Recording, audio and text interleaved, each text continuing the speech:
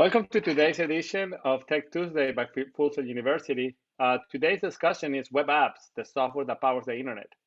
I am Luis Garcia, Vice President of Emerging Technologies at Full Sail University, and we have today a great panel of Full Sail University graduates. And we have Ms. Brandy Morgan. She's a tech freelancer specialized in web. And we have Steven Rivas, who's an engineering manager with Test Double and formerly with Netflix and some others. And we have Alejandro Acevedo, a software engineer at Google, and who worked with Google Maps and formerly with EA Sports. And welcome. I'm going to call each of your names and let you give us a few words of introduction. And so I'm going to start with you, Brandy. Where are you right now and what are you currently working on? So I am in Winter Park, Florida. Right now I freelance and I have several clients that I work with. They're usually, right now they're based out of New York City and LA, and then I'm currently picking up another one that is local. Thank you, Brandy. And Steven, where are you right now? What are you currently working on? I'm in College Park, Orlando, just down the road from Brandy, apparently. I moved back from California last year, and I work at Test Double, which is a consulting company that is remote friendly and worked really well for me to be around family out here in Florida. Thank you so much. And lastly, Alejandro, where are you and what are you working on? Hello, I'm actually in Brooklyn, New York, by way of Caracas, Venezuela, originally from. Right now I'm at Google. I'm a part of the Geo team working in a Google Map internal team. Oh, that's awesome. All right, well, thank you everyone for your introduction. And we're gonna go over some questions for the first 30 minutes and then we'll go from questions from the audience. If you're watching in our stream, please submit your questions in the comments and our team will pass those up to us. We will address them in the second half of our stream today. And so let's dive right in. And I always like to start with a few definitions to frame our conversation. So a web application or a web app for short is a software application designed to run in a web browser such as Safari or Chrome or Firefox. And because it's designed to run in a browser, it can run in any hardware device that can run a browser. That is a PC or a Mac or an iPhone or an Android. And what that means to you, the users, is that it makes all web applications available in practically all devices to the internet from the same source code.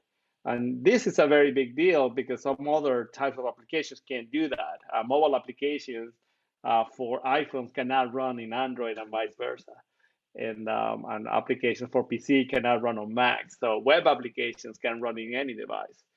And it's one of what we call write once and run everywhere, which was one of the original promises of the web. And it makes the web apps very special. So for most people, the web is actually the internet. And even though technically it's not the same thing. So to the panel, I'd like to start asking you, I'll start with you, Steven. Why did you decide to become a web developer? And what is the most challenging aspect of developing software for the web? Originally, I decided to be a web developer because I tried my hand at programming TI calculators and it was very complex, and I got a lot more visual value out of like making HTML pages, and it was more rewarding. And then later I decided I'll go back to Full Sail University maybe and get a degree in Flash, and it's going to be like the cutting edge technology, and I'm gonna just I fell in love with all of that right after I joined the internet canceled Flash, so we don't do that anymore. One of the most challenging aspects to me is actually more on the like people and business domain. I've found that you can almost generalize that software and code is the easy part, but the people and the problems that you try to understand and work together on is where most of this stuff kind of falls apart. So I transitioned more from web development towards people or team management to try to help solve some issues that I see there. That's great. And I'm so glad you didn't become a Flash expert. You'll be unemployed right now. And Alejandro, for you, why did you decide to become a developer? And what is the most challenging aspect of developing for the web?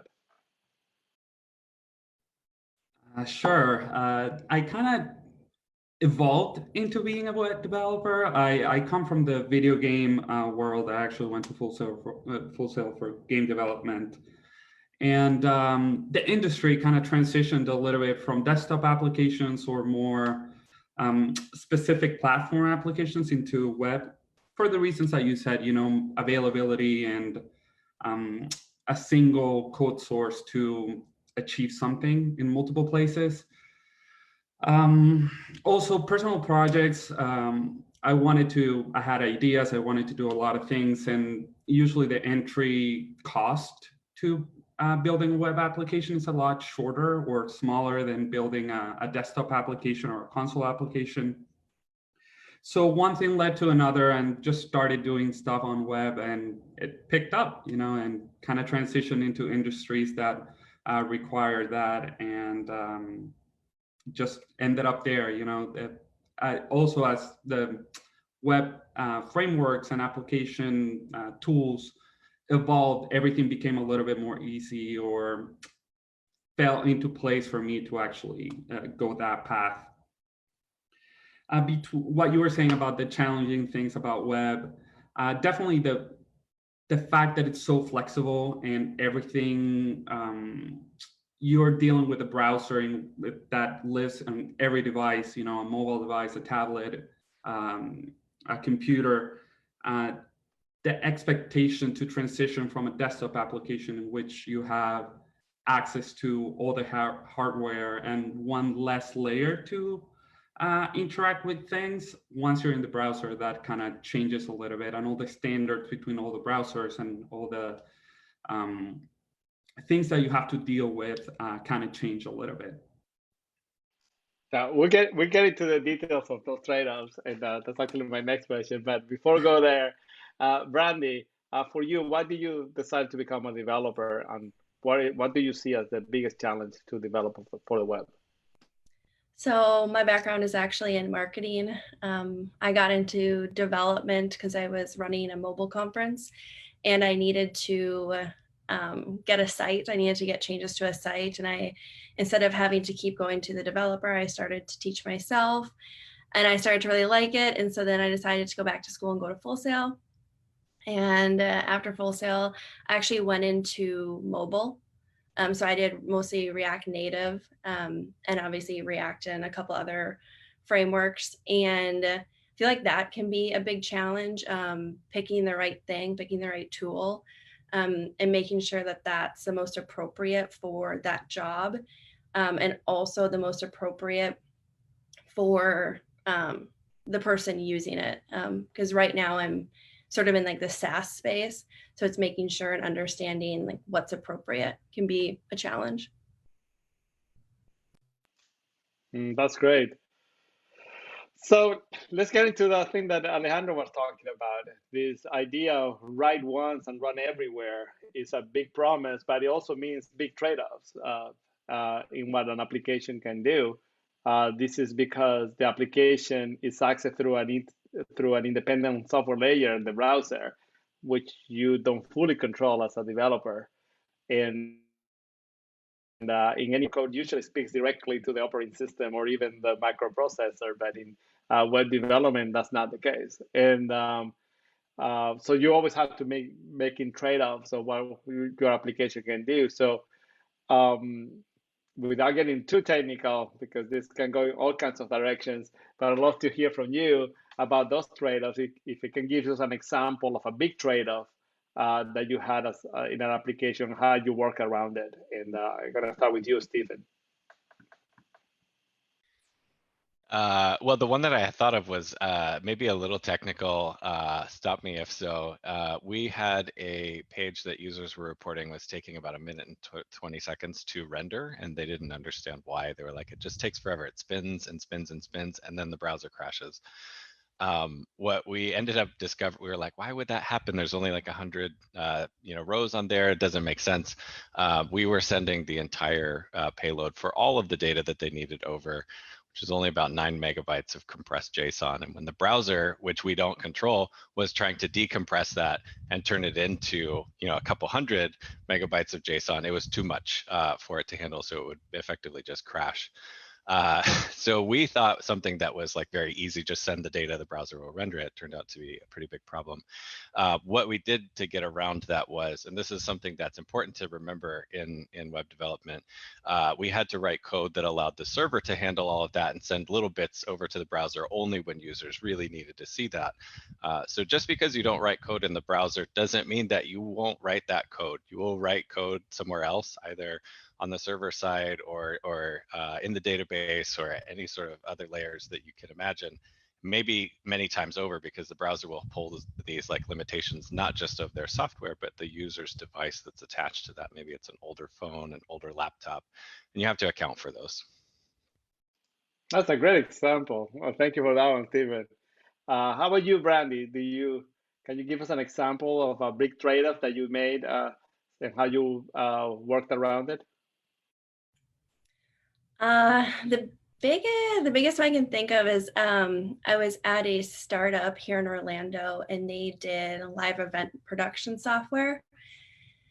And their web application was essentially just a massive table, massive Excel sheet. And they hired me to actually take that and put it into mobile. And that was a challenge in Excel, just because a mobile device is very different than the browser, and understanding like what a phone is capable of doing is not the same, like rendering. So that was probably like the biggest challenge, because that's kind of my experience, is going from web to mobile and trying to make it all work together and be seamless as possible. So when people go from the web app to the mobile app, it looks exactly and feels exactly the same. Well, that's great. Thank you for the example. And Alejandro, how about you? Do you have an example of a big trade-off and how you worked around it? Yeah. So second, what Brandy said, obviously people expect the browser on the computer to work basically the same as on the phone, and like people tend to use the phone more now. It's a big challenge to actually provide the same kind of functionality that you were providing on the computer. In our case, we were building an application that was doing audio and video processing on the browser, and the support of some of the browsers on the desktop is totally different than the support on the mobile devices. And we didn't have that many resources in the computer, so we had to make big trade-offs and decide that we only would support certain browsers, and we decided to go with Google Chrome just because probably it's one of the biggest ones. And after doing some market research, our target user and like just general usage of Google Chrome was higher than everything else. So it was just making a decision on which platform inside of the web world we would land on. But sometimes you have to take those into account when you're building your application. Absolutely. And there's a lot more browsers now than there used to be. I actually was a web developer in the 90s and used to program just for Netscape. And then other browsers came along, and even the difference between different versions of the same browser were huge. And it frustrated everyone, the users mainly. If you wanted to do anything that pushed the envelope, then you had to trust that they had the right browser. It was very, very frustrating. So sometimes you got to set on a browser and say, this is what we support, and be able to maximize that. 2 weeks ago, we had a panel about mobile applications, and it was very interesting. And we talked a little bit about privacy, but really the discussion about privacy started way before smartphones with the web, and there's always been that discussion about that debate about privacy on the web, from the early days on how to take credit cards and how to create accounts and storing personal information for transaction and banking, and these days, storing a social interaction is a very big deal, and which people didn't think about it 10 years ago. So, in the framework of privacy, how do you protect the privacy of your users in your applications? I'll start with you, Stephen. I feel like I keep getting picked on first. I was trying to think about this one. There are a lot of ways that you can, like literally take precautions against protecting users' privacy, but where I've struggled the most with that is getting those things on the backlog, getting them valued by the business. Sometimes it's easier for folks to say, let's get the app out first, and then we'll come back and protect users' privacy. So I think it's important as developers that we get more and more comfortable with arguing for the right things and making sure that we're conveying to the business, this needs to be valued here. Otherwise, we'll get slapped with some GDPR legal cases that we don't know are out there. But if we had taken some precautions to make sure that we respect our users' data, like sometimes just being the voice in the room that acknowledges that is enough to get that conversation going. I love that, and I promise I won't pick on you twice. I'll stress that again. How about you, Alejandro? How do you guys think about protecting the privacy of the users in your applications? Of course. So, well, first of all, we need to make sure people understand that the client is public, right? Anything you have in your browser is actually public access. So we have to really be careful on what we're sending to the client, because people can read that information if they have a little bit of knowledge. So keeping that in mind, it's important to protect people's information. You don't want your information going out to somebody that's not supposed to read it. So keeping up to standards with security, doing encryptions and security protocols to transfer data. And even we have to take into account where we store the data. Right now, every server, it's a computer, and somebody has access to that computer. So even if we're using our services like AWS or Google or whatever service you're using, that data is stored somewhere. So we have to be conscious of that and take precautions when possible. Personally, I try to avoid keeping personal information when possible. Marketing hates me for that, but I'm always one pushing not to keep that information. And if you need to, make sure you're doing the right thing and try to use services that provide extra security or like are certified in a way to keep that kind of information. That's super important what you brought up, is the fact that the information is not only displayed in the browser, but it's also stored somewhere. And in the early days, it used to be the one server that you know what it was and you had the key to it. And now practically you really don't know what that is, and because it's distributed among many places. Before I go to Brandy, I want to remind everyone that if you want to send questions, go right ahead and send them through the comments, and we'll be addressing them in the second half of our hour. And Brandy, how about you? How do you think? What is the process to think about protecting the privacy of your users? I think that they both answered it pretty thoroughly. I'll take a different approach. If we're talking like web development, I work with a lot of e-commerce stores, and I think utilizing tools that are already built for you is important, because a lot of stuff like Shopify, they have stuff built in to protect when you're thinking of entering in credit card information. And so it's important to use something that's already built and not like reinventing the wheel just to do it yourself is important, and to do your research. Thank you. All right, so let's move into innovation. A lot of people writing a lot of cool stuff, and every single day. That's the cool part about the internet in the web applications, is you can actually see what other people do.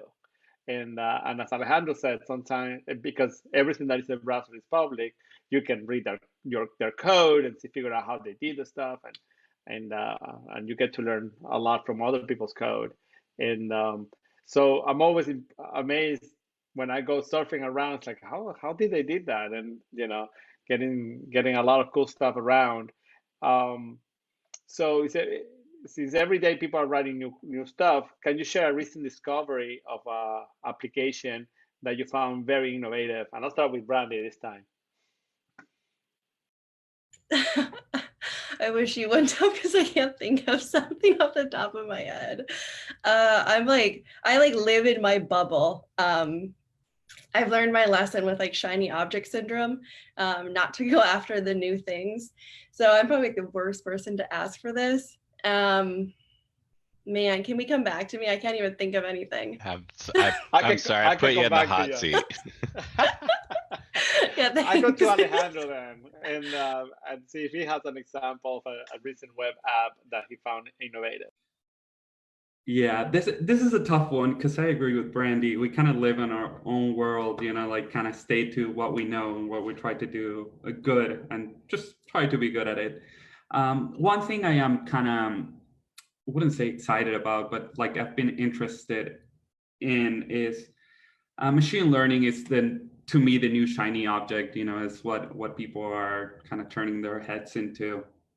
And I do know TensorFlow, it's a good tool or framework out there for web applications on the JavaScript side to actually perform some machine learning like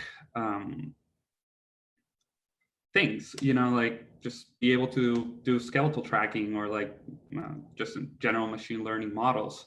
I do think that's pretty exciting. I played a little bit with it. I actually had to use it for some things, some projects in the past. And I do think that's going to open up a lot of doors to people create cool things. Like at the end of the day, that's what programming is all about, or tech is all about, is creating cool things with tools that are out there. So leverage the big companies to provide those tools to us, provide the ideas instead of just the technical expertise. How about you, Stephen? Do you have an example of an innovative app? I do. I have two actually, if that's okay. I'll be quick though. We had a chance to work with Thangs. There's THANGS.com. It's basically a repository for 3D models. You can go on there and like text search and browse those and play around with them in the browser. Just trying to encourage with the more and more that you see folks doing 3D printing and stuff like that, finding recipes for things to create on there. I thought the way the website came together was really interesting. The one that really caught my eye recently, though, was a really small app called Tixyland, TIXY.land. And it's ridiculously simple. It's just some dots that animate on the screen, and they give you a JavaScript function with 4 variables, and whatever mathematical equation you calculate against those in return, it changes the animation. And it was one of the first times in a long time that I found myself like in love with the internet. Like, holy shit, this is fun. Like I can mess around with these variables and it changes from red to white to diagonal and all this stuff. And there's nothing to it, but I could dissect it and kind of like understand what they're doing. I say that as a manager. I probably actually can't understand the code, but I think I could. It was a lot of fun. So I enjoyed playing around with that one. See, that's very cool because it's not necessarily something, it's just clever, right? What you thought it was. It's like, oh, that's an interesting use of that. And Brandy, you want me to come back to you, or do you want me to go to the next question? Really, I was trying to think of something new like recently that I've used, and I don't even know. We use a tool, it's called Percy. It helps with like UI changes, which is nice so you don't push bugs to the UI. That's like literally the only thing I can think of right off the top of my head. That's like a new cool thing that I've used. We'll take it. We'll take it. All right. So in software, lots of opportunities to mess up. So my own biggest story on messing up was when I was a web developer, one night, very tired, and 24 hours before going online with a massive app that we've been developing for months, we accidentally wiped out our main database. And and thanks to Oracle support, which we call all night, and we're able to get the data back into a flat file, which of course we had to write code to bring, to pour into the database and recreate it, and all of it right before the deadline and so on. And funny story about it is that the app couldn't actually go up because it was an e-commerce app for the Green Bay Packers, and it's supposed to go up at the moment that they won the Super Bowl, and that was in their second Super Bowl, and they didn't win. So we couldn't put the store up. And so anyway, that's not here nor there, but this is not uncommon with dealing with systems that run in different computers around the world. And I was wondering if you had an example like this in which, very large scale failure and how you dealt with it. And this time I'm gonna let you raise your hands quickly before I come to you. So if not, I'm gonna call you out. Alejandro is on. Yeah, I haven't been on the hot seat yet, so let me just take the first one. I guess I'm gonna say I've been lucky that I've been in big companies, or I grew in big companies, so they kind of taught me the idea of failure or rolling back a failure. I've been in multiple places, or as I grew in my career, where I had to deal with that rollout or actually releasing an application. And in my head, I kind of prepared those rollback scenarios, like if you push a version that's not working, just roll it back to the previous one that you had. And I do think a lot of platforms nowadays kind of allow that. They store previous versions, so you can just roll back to that one. But I would say major failures that I've had and have been hard to deal with are basically latency issues that I've had with applications, in which most of our applications are hosted here in the States and are used somewhere else in the world. And the data takes time to get there, right? Like there's actually a physical travel of data, and some users actually were not experiencing the same experience that people here near our servers. So we really couldn't do much about it because our clients did not allow data to live anywhere else but the States. So it's still a failure, you could call it, in a certain way, but yeah, it's just trying to be preventive on issues whenever you can, and if you can, just try to solve those specific issues, geographical issues, if you can, by replicating your data or servers across the world. I love the introduction of rollback scenarios. I mean, and not until you work in a big company you understand what that is, and there's a strict rules on how to push software, and I personally learned that way later in life after I made a lot of mistakes. And so Brandy, do you have an example of a massive failure? Yes, several. The biggest one, which Alejandro brought up, which kind of made me think of it, I was working on the Powerpuff Girls app, and it was actually essentially 4 apps in one. And they took me to New York as like the technical lead on the project. And so I'm there literally coding, fixing stuff at like midnight. And we get a call from the head of marketing from Cartoon Network. And they were saying that the app was crashing. And I had no idea what they were talking about because I couldn't replicate it. And so I, of course, had to call my manager. And it was like, what's going on? And what had happened was they had released the app to China. And so that was bringing in a ton of traffic that we did not prepare for. And so luckily, my manager was extremely well-versed in AWS and was able to fix the issue. But it was definitely embarrassing because I was the only one there. So of course I got the heat for it. So I said to smile and say, yep, it's going to be okay. We got this. But yeah. That's a very cool one. That's a great example. And wow, release the app in China. A lot of traffic coming back. Who would have thought of that? Steven, how about you? You have to have some good ones.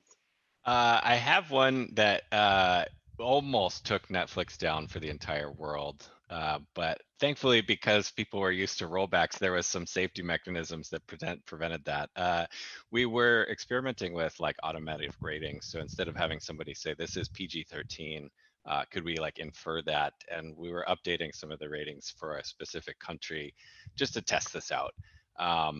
We had some safety mechanisms built into our feed before we give that data to the rest of the company, like make sure there's no huge difference, like all of a sudden a million movies is 0 or something like that. The particular error that we had there was a database exception. So it skipped that entire thing and just said like, oh, this isn't a number difference error, this is a database error. So it just passed the data on to the other team. So we sent the entire company a catalog of 0 movies, which would pull all of the movies down because they don't have ratings. Fortunately, what we found out was even though our like safety check failed, they had one on their end as well that they built without telling us. Apparently, maybe they didn't trust us, but they called and they were like, "Did you mean to send 0 movies?" And we were like, "No." It took a couple hours to get back up. So the fallout was mostly we couldn't get new titles live for a couple of hours until we corrected that. But otherwise, we would have been offline for, I don't know, 6 hours globally. I love that. The example that almost took Netflix down. People will not really like you these days if they took the Netflix. For sure, in my household, you have some enemies. So I want to remind everyone you can send your questions anytime. And I think Brandy, somebody's here, is a very big fan of the Powerpuff Girls app. So that's really cool. Um, I actually like to ask you, what do you think is one thing that most people don't know about what a web app can do?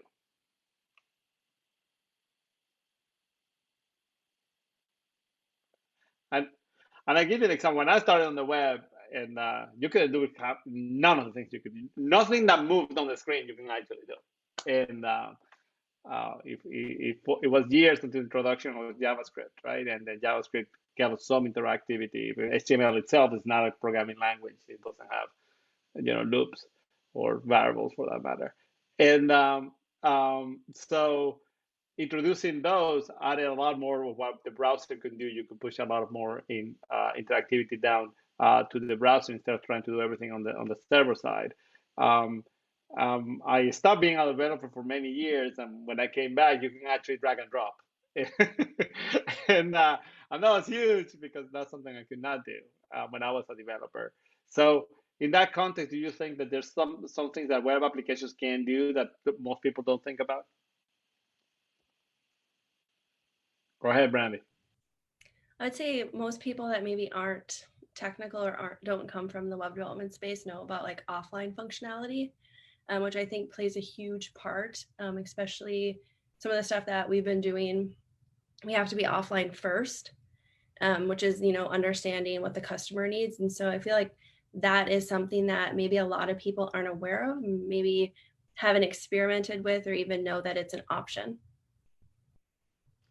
Could you expand a little bit more on for folks that of what offline functionality means? So for like an example, we have an application that technicians have to fill out information on. And so we're able to have that be offline. And then once it goes online, it'll send the data. So instead of losing everything and going in and out of connectivity, they don't have to deal with that. It's just one succinct thing. So it's an example that I feel like maybe most people aren't aware of or played around with.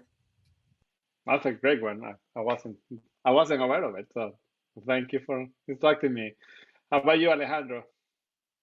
You gotta have some good ones. You work at Google. That doesn't mean anything. That doesn't mean I'm good. No, just kidding. I actually, I had in my notes the same thing as Brandy, offline functionality. I think people think that web is web and you're connected. And I think currently we expect, or assume everything is connected, because we most of the time are, but you do have some offline support in which, because of the web frameworks, we can actually keep doing stuff on the web browser and then connect to the web once we get connection again. A small scenario we were struggling with, when people got in elevators, they would lose connectivity and the application would stop working. So we had to actually handle that offline scenario, little scenario, you know. But it did give the user a much better experience. That to me is probably one of them. That's great. How about you, Steven? I'll share one that I didn't know when I saw somebody else do it. The technology around service workers is still relatively new, and I've seen some really innovative things come out of there. I think there's a lot more that we can do there. A buddy of mine was building an app. You can only load so many images on a page in parallel. The browser will say too many requests are open, and it'll just start going like 1, 2, 3, 4, 5. You can't just load 50 at a time. What he did was leverage a service worker so that he could do that in a separate thread effectively. So you could scroll very, very fast on the page of thousands of images, and it would pull the thumbnails as fast as it could and bring those over to the browser without hitting that cap of, you can like render an image tag, and the browser, as soon as it recognizes I need this request, it takes over. So I thought that was pretty cool in terms of like working around the browser limitations and finding ways that you could increase performance. That's a really cool one too. Wow. So I'm always learning these things. Let's talk about the future of web applications. I mean, it's been, I think now, got to be closing on 30 years of web applications right now. So way longer than people think. But if I have $1 for every time I heard that web applications are dead, I'll be a millionaire right now. And people have been calling the death of web applications for like 20 years now, and they continue to be there. I still continue to think that the browser is very much alive. And so, what do you think will be the future of web applications? I'll start with you, Alejandro. I think the future of web applications, I don't think they're going anywhere. I do think browser is probably one of the main entryways to applications in the technology world. And especially with mobile devices, like those browsers in the mobile are getting better and better every day. And I think the web community is standardizing a lot of things in which browsers are starting to behave similarly. And like as they evolve, there's more standards, like Firefox and Google Chrome are basically the same thing now. And like I haven't done Edge or haven't worked with Edge, but it seems like it's getting to a standard. So I think it's definitely going to continue to be relevant. While building the application, I do think it's not really a new thing now. Serverless infrastructure, I think, will be an interesting path to the future to open more doors for people to spend less money and grow, or spend as much as you need while you're growing. That's a good one. Thank you. Brandy, you care to give us a little insight into what you think the future of web apps is? Well, I think like the future of web development is really like the speed of development. Like right now, we have the ability to build a web application in React, and you can literally, go and build that in mobile using React Native. So you essentially can have the exact same team do both, and that saves company costs. I think like that's a really big thing to think about, like when you're even starting off and you're thinking about what you want to learn and what you want to go after. I'm partial to React, but I think it's superior. But I do think that like as businesses are, going out and building out web applications, and maybe in the future they're thinking that they're going to need mobile, it's important to understand like the flexibility of what you pick to build with to begin with. So I do think the future is development speed, and that's just gonna get faster and faster. Well, thank you for that example. How about you, Steven? What do you think is the future of web applications? I wouldn't say that I would think web apps are dead for sure, but I think that there are some interesting challenges ahead for us. We're largely beholden to whatever browser companies put out there and how they standardize or not on things. So if mobile platforms get faster at development for UIs, well, like I mentioned earlier, you're writing code on the server side to offload some of that logic anyways. If you can spin up an iOS app in 10 weeks and it takes you 15 to make a web app, why not consider just doing something native if it performs better? That's not something that developers get to decide. That's the platform developers that kind of help that. So I think largely it will depend on what browser vendors do and how we're able to come together and collaborate as a community. If we struggle there, somebody else will innovate something else faster and they'll say, hey, look, you can do this other thing that's a little more performant, easier, quicker. The mobile apps are still web applications in that they're internet connected. So it's not like entirely unreasonable to think that they could continue to grow and impact there. I think we just got to kind of stick to our roots and continue to innovate. Well, thank you. It really struck for me that answer, Stephen, that there are web legacy systems now. Which when I was a developer, we were building everything from scratch, and the fact that the web has been around for that long, and there are now legacy systems, makes it more difficult, I think, for applications to go away.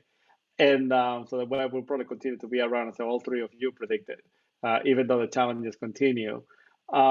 And in regards to those challenges and the things that you have to continue to learn constantly, I'm sure that none of you are doing the same thing that you were doing when you graduated and when you started your life as a developer. How do you keep yourself up to date? And I'm gonna do a question here: is how do you keep yourself up to date? But also, for somebody who's coming in and is thinking about pursuing a career as a developer, how should they go about that? So it's two questions. How do you keep yourself up to date on how somebody that's getting started should go about pursuing a career as a developer? I go back to you, Stephen, because everybody else have been first for a while. So I started web development strictly coming out of a passion and curiosity place. I think that's a good place to be. If you can keep that flame lit, great. But over the course of time, you start to realize, like, in some ways, this is the work you do, and maybe there are other parts of life that you enjoy more. So I try to balance that. Don't run too far down one way and realize that you're not getting the things that you need, because you'll have a career here. It's not just 5 years and then you IPO and you're retired all the time. Some people, sure.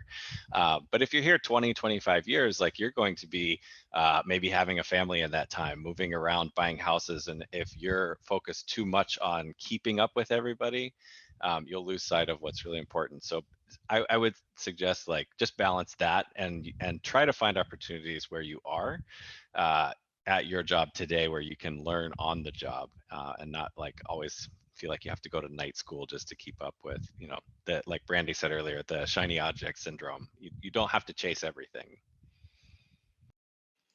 Thank you. And I go with you, Brandy, since you got called by Stephen. What would you tell somebody that's starting and thinking about a career in technology as a developer, and how do you keep yourself updated? We know that you don't follow the shiny object, but nevertheless, you have to continue to learn. When I was first starting off, I definitely had shiny object. I would play with every single framework that would come out every single day. And as I matured in my development, I realized that it's actually really not a good idea to, like, build with something that's brand new, especially if it's for a client, because you need something that's supported. So if you're new, and so I'm in the freelance space, so I get to usually pick what I'm going to build with, and I'm the expert, so they're going to go with my decision. So I have to make sure that what I'm selecting is also going to be supported in years to come, and it's not just going to be obsolete. So if you are going out as an or going out into the freelance space, especially understanding that and understanding the options that are out there and making sure you do your research and that they're supported technologies and they're backed by big companies. That's usually a good indicator that they're going to be around for a while. And then how I stay up to date. I don't know, I'll read. I mostly honestly just read like documentation. Sounds so much fun. And that's kind of how I stay up to date on like what's happening. Cause like I said before, like Alejandro, like I stay kind of in my bubble. I know what works for me. And I know how to solve problems with a certain set of tools that can be utilized for multiple different kinds of projects. But I do try to stay up to date with those and like new things that come out. I'm gonna put that in my desktop. Documentation is so much fun. This is like live by that. Alejandro, for you, how do you keep yourself updated, and what would you recommend somebody that wants to start a career in technology? Yeah, I gotta say, second, that documentation thing, writing it is the most fun thing out of everything. So, so how do you keep up to date? Web development has a huge menu of things to pick out of. Like Brandy was saying, React is a huge one. And I can think of 5 more that are similar to React that are not necessarily the same, but they perform the same ultimate goal, which is building a framework or using a framework to build an application. So read a lot. See, before just using something, try to understand why you're using it. React provides certain pros that some other frameworks don't. And that might be the right fit for you. And like, maybe that's the path you want to go. My first advice would be try to become an expert on something. There's always new ways of doing things, but if you stay in one lane, you're most likely gonna succeed in that space. There's always opportunities, and expertise to me is always the right choice. If you're an expert in React, you're probably gonna use React to build your tools. So yeah, just try to not chase a shiny object or get too disoriented with so many options. Just try to become an expert on whatever you're trying to go to. And if that means pivoting in your professional life, that's also a choice or not a wrong decision. It's just don't get too distracted, and try to always go for something that's backed by a big company or like by a big community. It doesn't have to be a company. So it's a long-lasting project or long-lasting path that you're taking. What was the other question? That's it. How do you keep updated? You actually answered them both. Thank you so much. So we're starting to get into the last portion of our stream here, and I always like to ask the same question as we go towards the end, which is, technology is ever changing, and the last 30 years for sure have been very different paths. The first 20 years of innovation, if we talk about the microprocessor from 50, 60 years ago, everything was proprietary, and the last 20, 30 years, everything has been shared, and so allows new developers to always build on others, and which has increased the pace of innovation.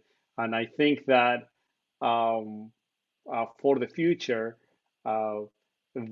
this practice, in addition to having technologies that are reaching their peak at the same time, like artificial intelligence and 5G and visualizations and AR and VR, all these things are getting to their peak at the same time, at the time when we're building on 50 years of innovation, opens the door to solve some very interesting problems beyond connecting people or getting information or filling up your free time. There are many new problems that we'll be able to solve because of where we are. So with that in mind, what do you see in technology today that gets you really excited about the future? And I'll start with Alejandro. To me, one thing that really excites me is all the services that are provided out there now. By services, I mean AWS and all those big companies that are providing core technologies for people to expand their ideas or just work on the idea. You just have to provide the idea, and they give you the tools on how to build it. You know, like you were saying, AI, AR, like all those new terms, flashy things, and even replicate your data around the world to reduce latency. Those things are provided. You just have to pay, which is a sad thing. But as small companies, people don't need to have an AI expert to build a model. You can just use a service that's provided for you. Therefore, a lot of people will have access to AI and new cutting edge technology that otherwise they would not be able to. And that just opens the door to build and create new things with less resources and less technical barriers, I guess you could call it. That's great. How about you, Brandy? What do you see in technology today that gets you really excited about the future?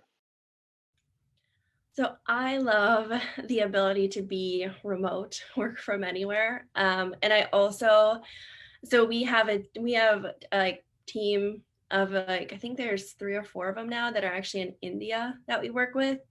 And I love that they can come into our tech stack and they know what to do, and they're, super far away, but they're like family now. So it also like provides jobs for people that wouldn't necessarily have that opportunity to. So like I love that aspect of technology and seeing it being able to impact people's lives positively, and also bring them like higher income than maybe they would have there. And so that's kind of something that I think is really, really cool. Just the opportunities that it provides for people all over the world. And it's not just here in the US. I think we can take that for granted. And it's actually really refreshing working with people from other countries and how excited they are and how eager they are to work on stuff. I feel like I haven't seen that a lot or experienced that a lot lately, which maybe I shouldn't say that, but so that to me is exciting, and I love that. That's such a cool example. I did a project with India many, many years ago, and it was hard to get started while we're trying to, kind of fill each other out on what you do. But once you do, because they are 10 hours apart, it was like the project never ended. I'll be working all day and then pass them the stuff, and they're working while I was sleeping. When I came back, we made more progress, and you literally can go twice as fast. And and you're right, they're very, very incredible people to work with. It's so professional and so kind, and it's really cool. More people should do it. How about you, Stephen? What do you see today in technology that gets you really excited about the future? I share both a like excitement for the future and the innovation and opportunity, and like sheer terror for what that will bring. There's things that start out simple and fun, like the Tixieland app. It sounds fun, and that's what maybe Twitter was one day. And then later we saw that lift voices of people as they had rebellions, and that was great. And still later we saw that be used, weaponized to disinformation systems of like taking down governments. And somebody goes like, how the heck did we get here? So there's opportunities that we can create and lots of things that we can do to make the world better. And I think I'm excited about that. And maybe if I try to frame that positively, I'm excited about the opportunity we each hold to try to shape that in the right way. Going back to user privacy, no one's going to prioritize that unless you do and you stand up for it. So the more of us that do that as technologists and just humans on Earth, maybe we can keep some of these like Cambridge Analyticas and all of these, Palantir and all the, politics aside, we can keep some of those things at bay and build a future that works for everybody. And that's exciting. That is super cool. I love that message, Stephen. You know, all these applications are made by people, and if you're lucky enough to be one of those teams, you have a voice, and you can raise your hand and say, "Is this the right? Should this exist?" And maybe it should exist, but opens up the conversation, and maybe we don't end up with platforms that are weaponized and that were meant for connecting people or whatever the future take us. But super cool. Thank you so very much, all three of you, Brandy and Alejandro and Stephen, for taking time out of your lives to spend this time with us. I so relish that because we all have the same 24 hours, and doesn't matter who you are and what you do, you got the exact same 24 hours, and you chose to spend this 1 hour with us. We really appreciate that.